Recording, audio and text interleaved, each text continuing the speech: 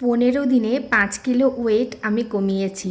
আর এই টাইমে যা যা আমি বানিয়েছিলাম আমার খাবার, সেগুলোই ভাবলাম তোমাদের সাথে শেয়ার করি। আমাদের অনেকেরই এরকম ধারণা আছে যে ওয়েট কমাতে গেলে যে ধরনের খাবার আমাদের খেতে হবে সেগুলো হেলদি কিন্তু টেস্টি হয় না খেতে, কিন্তু এই ধারণাটা না একদমই ভুল।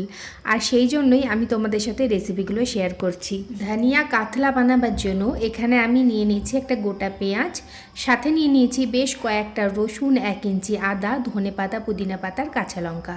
এই সমস্ত কিছুর একটা পেস্ট এখানে তৈরি করে নিয়েছি।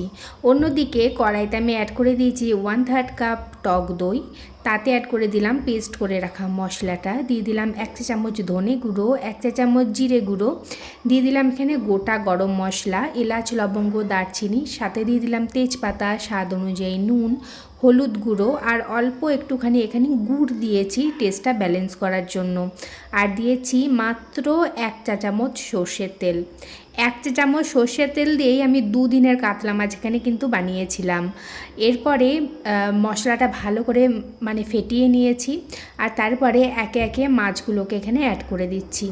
মাছের গায়ে খুব ভালোভাবে এখানে মশলাটাকে মাখিয়ে নেব আর 10 মিনিট এটাকে রেখে দেব।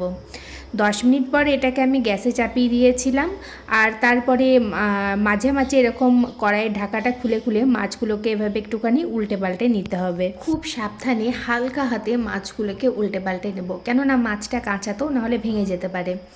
এরপরে ভালোভাবে উল্টে পাল্টে নিয়ে আবারও ঢাকা দিয়ে এটাকে ভালোভাবে এটাকে কষিয়ে নেব। যখন দেখবে মশলাটা একদম শুকিয়ে এসেছে, ঠিক তখনই এখানে জলটা দিতে হবে।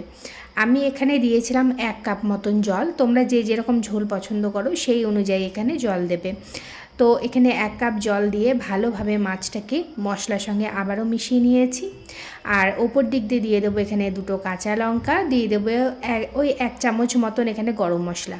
তারপরে আবারও ভালো করে সমস্ত কিছু এখানে মিশিয়ে নেব, আর ঢাকা দিয়ে এটাকে 2 থেকে 3 মিনিট আমি লো টু মিডিয়াম ফ্লেমে এটাকে ফুটিয়ে নিয়েছিলাম।